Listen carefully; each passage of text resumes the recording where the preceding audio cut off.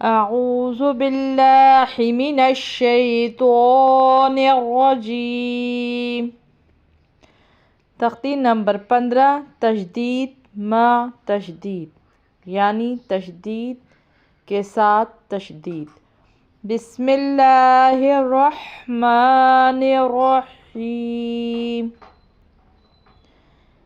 جیسا کہ نام سے ہی ظاہر ہے کہ اس تختی میں ہم تشدید والے حرف پڑھیں گے، یعنی ایسے الفاظ پڑھیں گے جن کے اندر شد 2 یا 3 بار آئے گی، تو اس کو کیسے پڑھیں گے، کیسے ادا کریں گے۔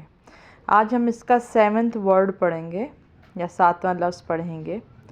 سب سے پہلے شد کے رولز کو سمجھ لیتے ہیں کہ شد والا حرف ہمیشہ 2 بار پڑھا جاتا ہے، ایک بار پچھلے والے حرف کے ساتھ ملا کر اور دوسری بار اپنے اوپر جو بھی حرکات یا تنوین ہوتی ہے اس کے ساتھ۔ شد ہوتی کیا ہے؟ شد یہ جو W کی طرح انگلش میں جو الفابیٹ ہوتا ہے W، اس کی طرح یہ لکھا جاتا ہے، اسے شد کہتے ہیں۔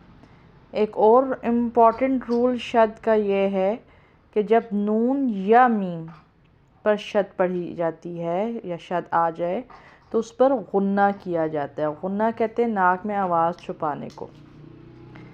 اب ہم پڑھتے ہیں۔ حمزہ پڑی زیر نون ساکن ان، نون پڑی زبر لام ساکن نل، انل۔ ابھی جو ہم نے ان کیا، یہی غنہ ہے، اسی پہ ہم نے زور دیا، آواز کو دبایا، چھپایا، یہ جو ہے غنہ ہے۔ اس کی بھی مقدار اتنی ہونی چاہیے کہ 1 الف کے برابر تقریباً یہ ہو۔ نون پڑی زبر لام ساکن نل، انل، لام پڑی زبر لا، انل، زال پڑی زیر یا ساکن زی، انلذی، نون پڑی زبر نا، انلذین۔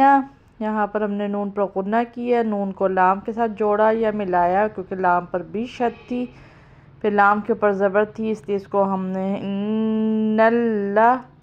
زال پڑی زیر یا ساکن زی، 1 الف کے برابر یہ رول ہے حروف مدہ میں کہ زیر آئے اور آگے یا ساکن آئے، یعنی یا پر جزم ہو تو اس کو 1 الف کے برابر لمبا کرتے ہیں۔ آسان لفظ ہے، انشاءاللہ پریکٹس کریں، جلدی آ جائے گا۔ اللہ حافظ۔